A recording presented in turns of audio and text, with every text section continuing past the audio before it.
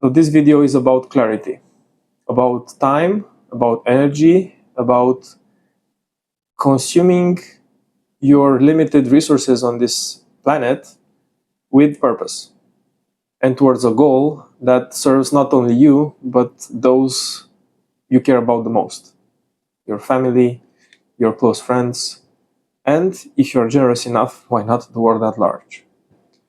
I'll talk about the vision that we all have for ourselves and we can all define for ourselves if we take the time to do it. What is a vision? A vision is some sort of purposeful goal that you can work towards and use the process of pursuit, of reaching that goal, as the means to transform yourself in the best way, in a way that makes sense for you and serves the world. So the vision is something that you can create for yourself against criteria that make sense for you. What do I mean by criteria? Well, let's imagine something that is worth building. What would be an ideal vision? What would be something that you would enjoy working towards? A financial goal could be. Making money is not necessarily a bad thing. But the problem is that most people use making money as a superficial alternative to actually defining what they really care about in this world and what is worth pursuing. So if making money is your primary goal without a deeper reasoning for it, I would say that's a common pitfall, and you should try to understand what exactly do you want, because no one wants money. The money is, again, it's just alluring, and it's a shortcut for the process required to be crystal clear on what matters most to you and what you actually want out of life. So I define the vision as an ideal life in which you don't mind living as many normal, ordinary days as possible. An ideal life which forces you to become the type of person that you would be happy to see in the mirror each day when you wake up. An ideal life that allows you to compromise as little as possible when it comes down to how you spend your time. So you see, nothing glamorous. What do you do in a typical ordinary day? How do you choose to spend your time? And are you happy with how the day goes? So nothing fancy. But if you really think about it deeply, this is what you want in life. You don't want amazing, exciting experiences. Yes, they will come, but they will also go very fast. So don't crave for having some sort of an amazing experience at the end of 1 year of misery while pursuing such an experience. It's not worth it. So the vision is nothing more than having the opportunity to take control over your life and building this kind of life for yourself. But how do you make it more concrete, right? This is where the concept of a goal comes into the picture, because a vision is something rather abstract. It's more like a feeling of an experience that you want to have on a recurring basis. But how do you know that you reach it? Well, you define a goal. And the goal is something that you can track. It's something concrete.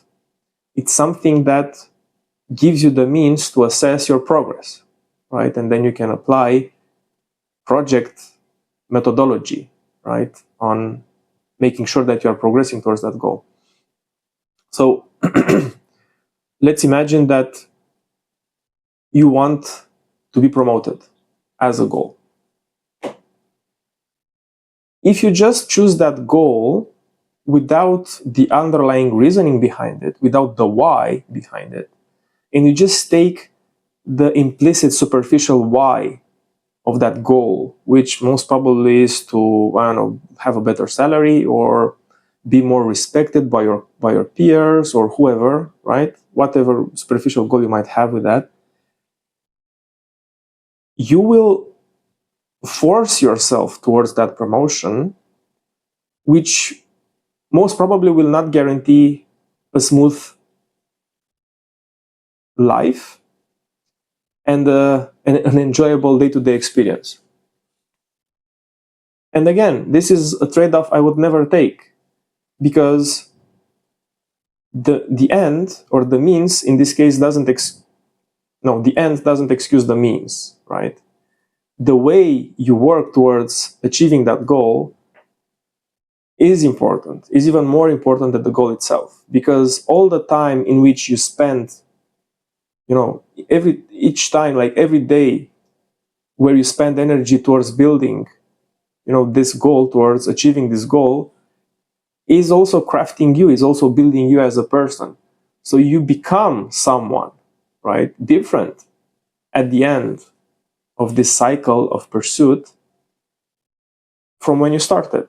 So if you just pursue the goal of getting promoted without a purposeful reason behind it, then the promotion itself will not give you the kind of relief that you might hope, that you had at the beginning, the impression that it might give you, right? So the actual needs, they were not established.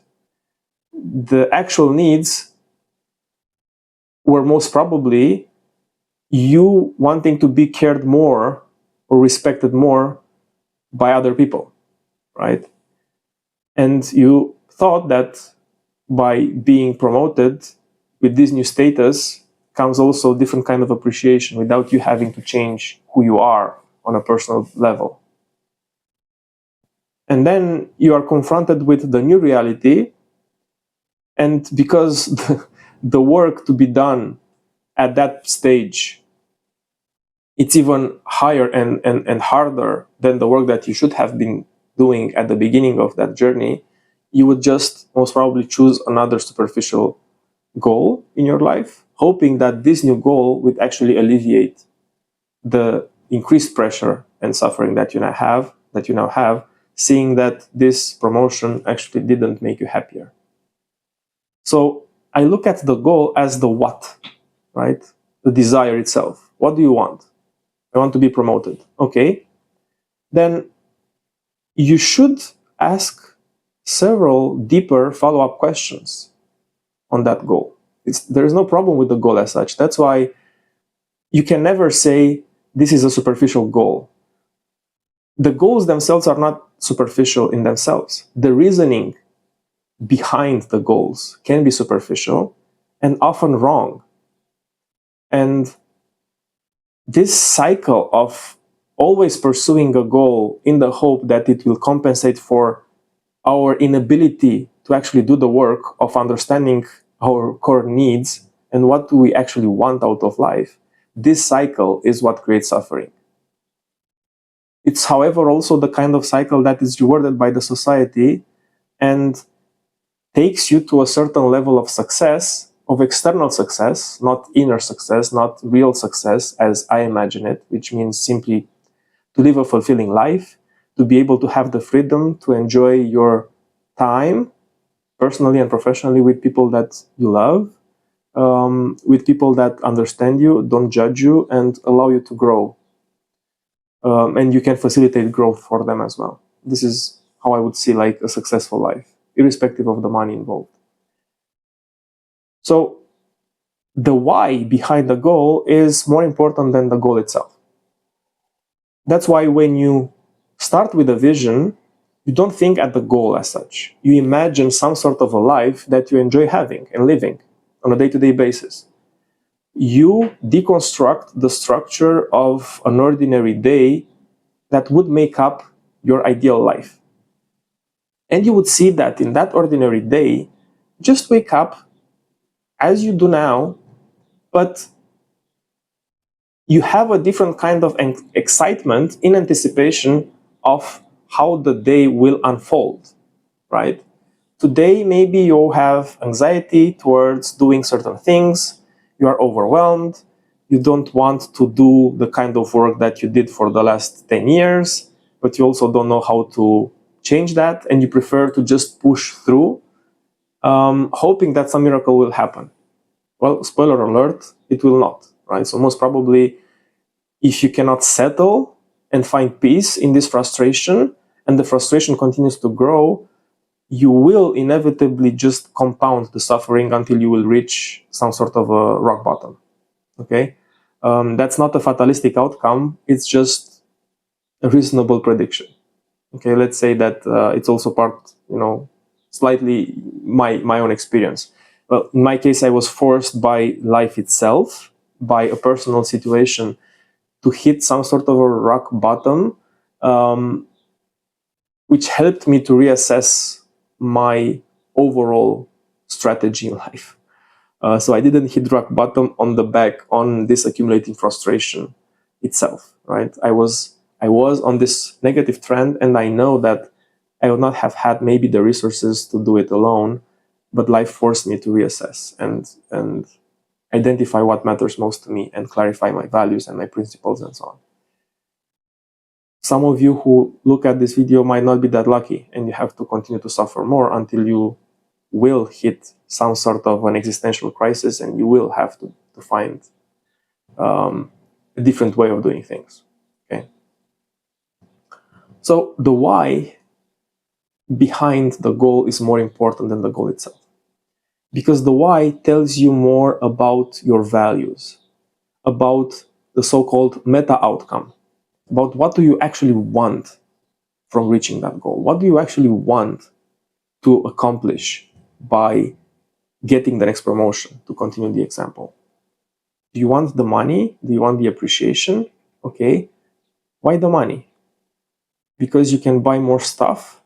Is that really necessary? How do you know that more stuff will fulfill you? How do you know that people will respect you by using your new function as a proxy? Why so sure that they will not instead hate you even more because now you are a better target, and now you are in a certain position where you even piss them off even harder? And if that's the case, but they would actually respect you in your face, but on your back, they would actually not appreciate you at all. Is this the kind of trade that you are willing to make? Are you willing to continue to have suboptimal, toxic relationships with people in reality, in truth, even if on the front end you would have some sort of a superficial way of interaction and you would impose respect? Is this really what you want in life? These are complicated questions, right?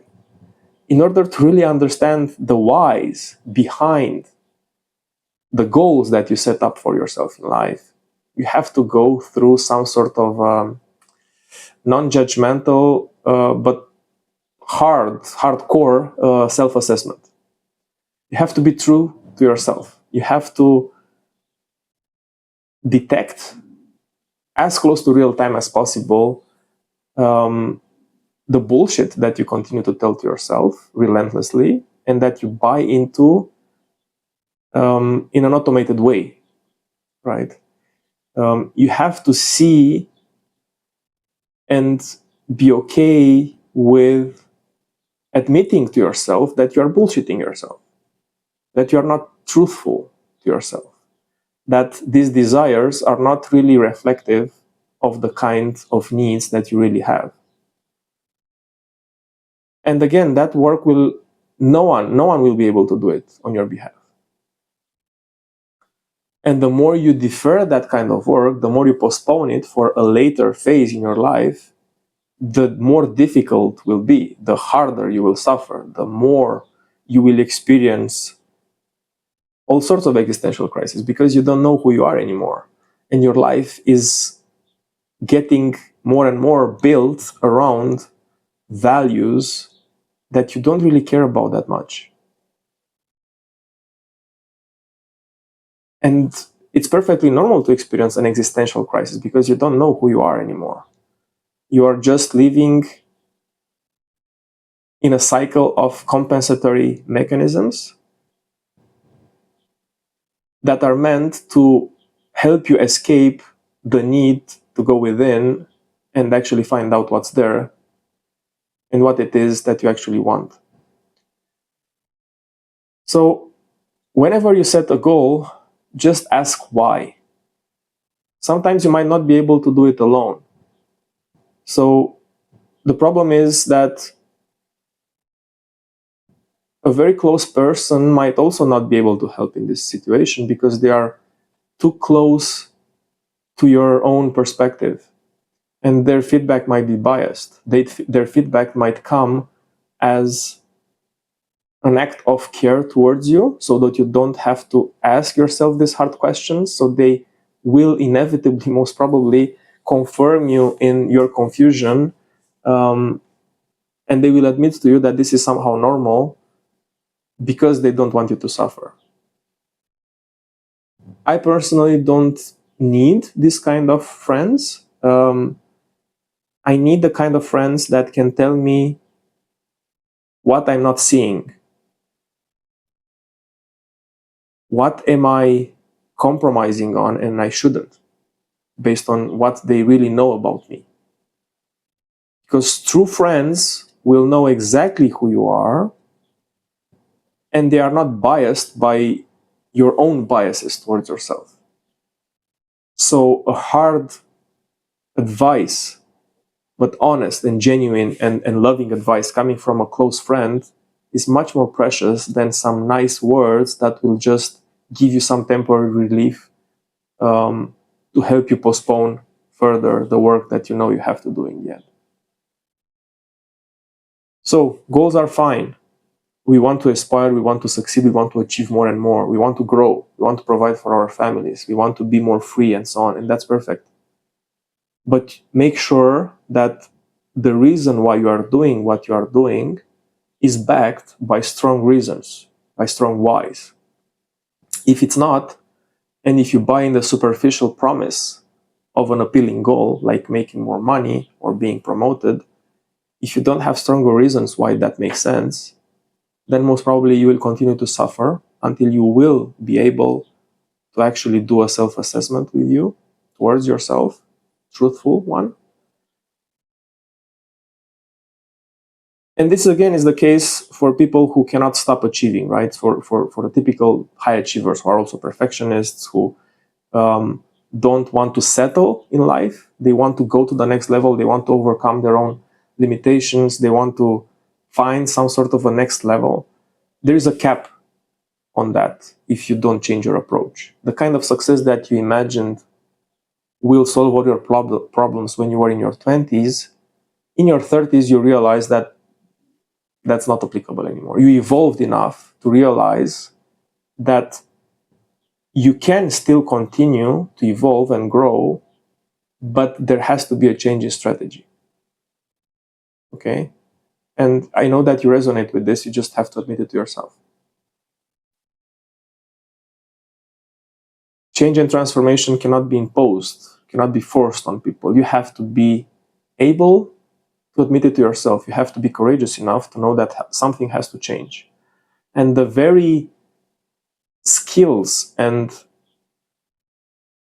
success that you've constructed and worked towards and built relentlessly up to this point might not be appropriate.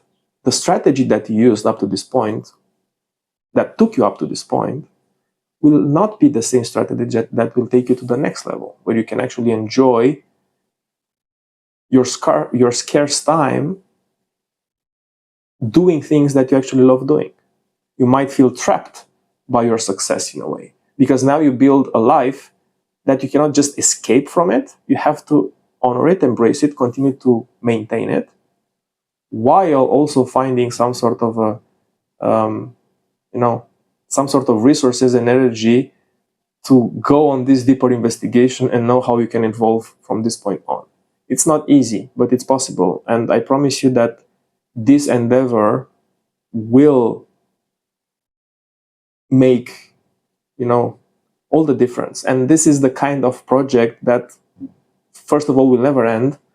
And second of all, once you realize the value of it, you don't want it to end.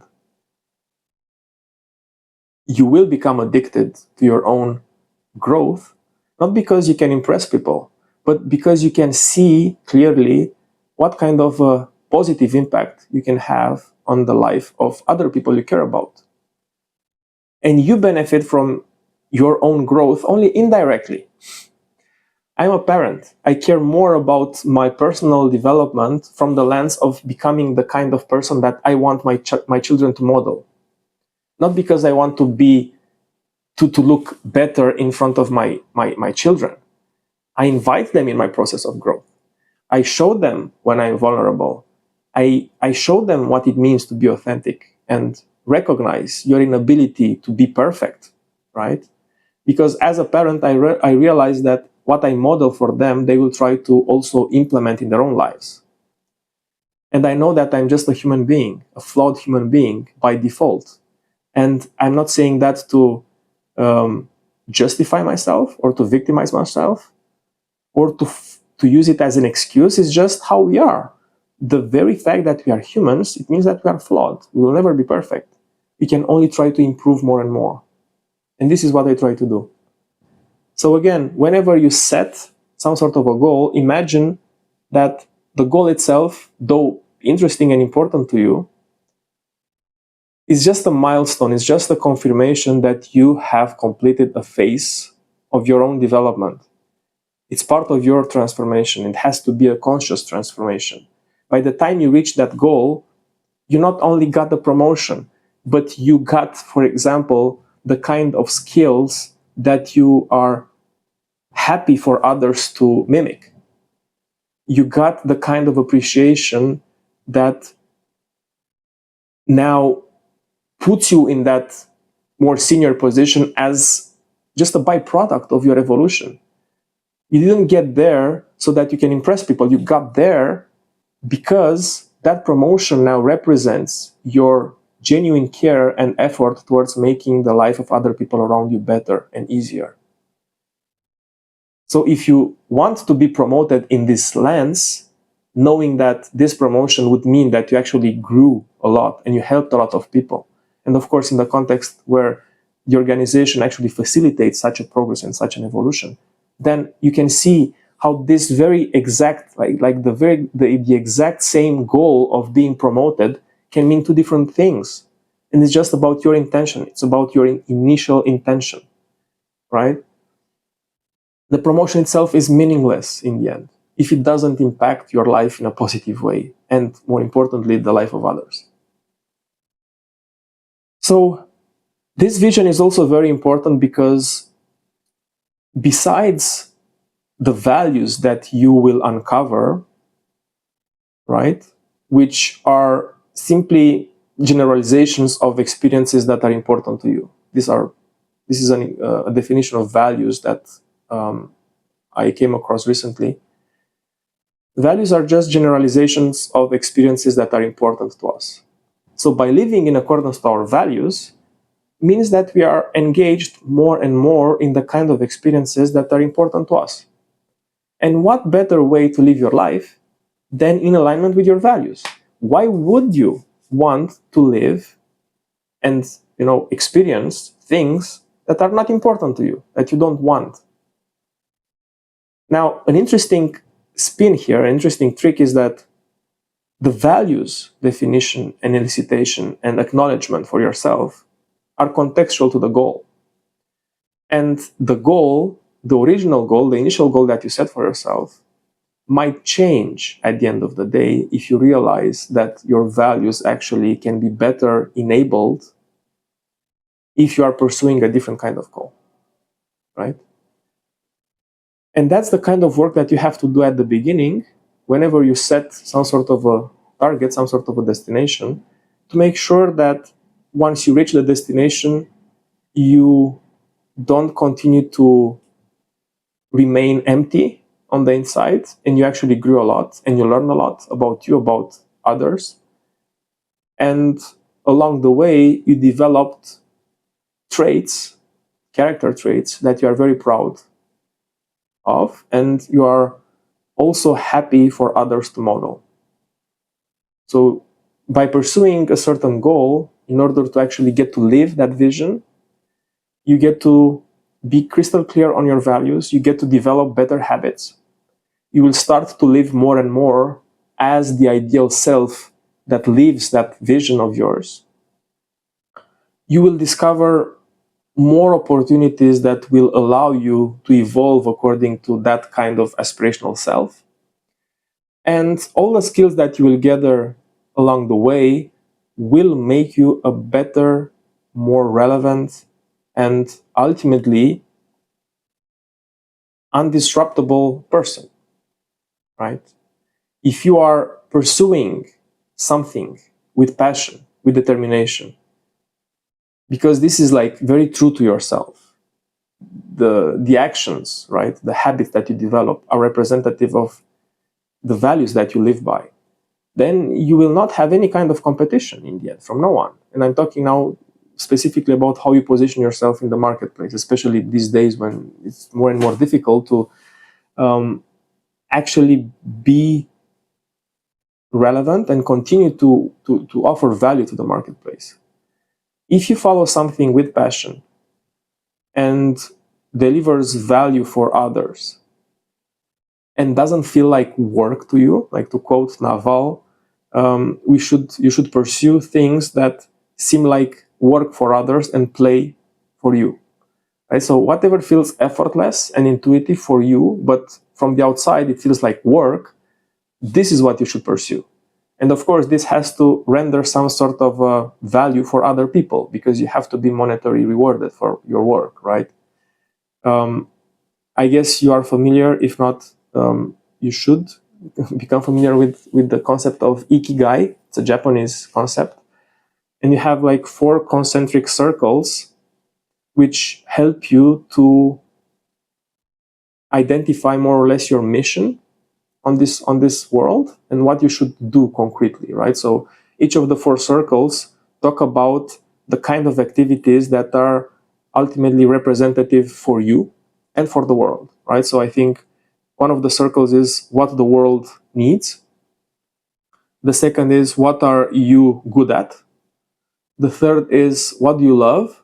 And the fourth is what can you be paid for? And the intersection of all these circles give you your ikigai, your raison d'etre, your core mission on this planet, right? And by doing that, you can, first of all, be happy because this is what you love doing. It also benefits the society and the world at large, because this is what the world needs, right? You are also good at it, and you can also be paid for it. So you can sustain yourself by doing something that you care about, that fulfills you, and also the world needs, right? So everything will become effortless in a way, because you will not see it as work, because you will enjoy doing it. And not only that you will enjoy doing it, but it provides actual value to the world, and you can even be paid for it. So this is the goal. And this is not something that you will, this is not something that will come to you like that by magic, by dreaming of it. For me, it took years and years to understand that I don't want to be only technical. I have an engineering background. I learned a lot. I still use my experience so far to see the world in a more analytical, logical way. But I'm also a very sensitive, intuitive, and emotional person. And I embrace that now. And I know it's not bad. I don't want to, escape from this and push it away and say, no, I'm a technical guy. I cannot, talk in these abstract things. I cannot talk philosophy. This is not me. Well, it is me. And I'm at a point in my life where I give myself the chance to actually embrace all the aspects of myself. And guess what? By doing that, I am happy by default, because I don't pretend to be something that I'm not. And I integrate everything as part of me, and gives me joy, because in this way I'm unique. There is no other human being on this planet who has the exact values and needs and skills and aspirations like me. And that's the point. There should not be other people like me, because I don't want to replicate other people, and other people should not replicate me. And it takes years to take this kind of self-assessment and elevate it to the point of sharing it with the world and being okay to be different, being okay with having aspirations that might seem strange to others at a very superficial evaluation. Aspirations that might not appear necessarily as a natural evolution, the next step, which might be the case with me and coaching, and the fact that I want to help people actually go to the next level and achieve the different kind of success. What I call whole life success, not just financial success. I don't care about that. Whole life success is about perfect integration of all areas of your life which are important to you, so that you get to iteratively build your ideal life in which you can live as many happy, fulfilling, ordinary days as possible. Right? That's the goal. That's my goal. This is what I'm doing for myself, and it's working incredibly well, to the point of feeling really this urge to share it with the whole world. And even this very specific activity, it's something that took me years to muster the courage to do it. To put myself out there for the world to judge me and criticize me potentially for my thinking and comment. And the courage to do it came also after a deeper introspection. Because at the beginning, of course, it's frightening. Of course, it's scary. But what I realize is that whoever cares about me deeply and loves me would never laugh at me, would never give me, malicious feedback, which doesn't help me grow. People who really care about me would motivate me, would elevate my spirit, would encourage me, would give me constructive feedback, because they see the passion and they know that, by me continuing on my journey, I can just better serve the whole world, including them. So why not do it, right? So then it becomes absurd, if you think about it, to spend energy and fear the judgment of people who ultimately don't care about you. And it's so stupid, but we all do it because of our natural predispositions, because of how we evolved, right? We evolved to care a lot about the opinion of strangers, because those strangers might have power over us and might throw us out of the tribe, and we could be eaten by lions, right? And that's the shortcut mental flow that goes in the unconscious mind, because we don't consciously think about it. But this is ultimately the real reason why we don't do it. This is the reason why most people are more afraid of public speaking than of, being thrown in a cage with lions, right? Why? Because speaking in public, you express your opinion for the judgment of the others. And what if someone from that others actually doesn't like what you said, and they have the power to cast you out of the tribe? You would die, right? Well, I think it was the case at some point, and I think we owe it, paradoxically, we owe our very existence to that specific lineage of ancestry who took the precaution to not be too courageous, to rebel, and stick with the certain safety approach. And we inherited their predispositions, we inherited their DNA. So now we tend to default towards safety in times where being safe and comfortable is easy, and it's not giving us any kind of positive differentiation in a world which continues to be aggressive in terms of competition, in a world which will force us to continue to evolve. And why not evolve on our own terms? Why evolve when pressured by circumstances, and take the project of evolution as a stressful and anxious project? I prefer to do it on my own terms. I prefer to actually overcome my own limitations and my own limiting beliefs, and realize that there is nothing to be afraid of, that my intentions are pure, that I just want to help people. I want to reach those specific people, a very tiny subset of people who can resonate uniquely well with my message and my philosophy and how I tend to see the world, because they also see it in a similar way, but might not be able to articulate it as well and might not have my experience to help them. And I'm here only for that subset of people. And because I know that there are people like that, I am willing to take the hate or whatever negative comments from the people who ultimately don't care about me and don't have anything to gain from my message, and that's fine. So I encourage you to set better goals. I encourage you to craft a vision for yourself that will give you happiness by default instead of chasing happiness at the end of a future goal. Don't do it. Don't chase happiness. Don't chase being calm and better, poised, like more poised and at ease in the future. The work is now. This is the work. The work cannot be postponed indefinitely. Yes, you can skip a workout. Yes, you can have one cheat meal a week or one cheat day a week, but you have to honor the work. You have to do the work, the important work that works on you more than you work on it, right? Because what you do compounds, and in years, you will become the type of person that even from your own eyes 5 years ago, you would be unrecognizable. And this is my case. If I would have shown this video to myself, my past, my 5-year, my 30-year-old self, like 5 years from now, 6 years from now, he would not have recognized me, right? He would have said, "This is amazing." So, muster the courage. Do it. Do it and learn from it. Know that you do it for the benefit of others. Exposing yourself is actually not threatening anymore these days. There are no lions that can kill you. Opinions of people will not kill you. If it's a negative opinion, you should anyway not care about it.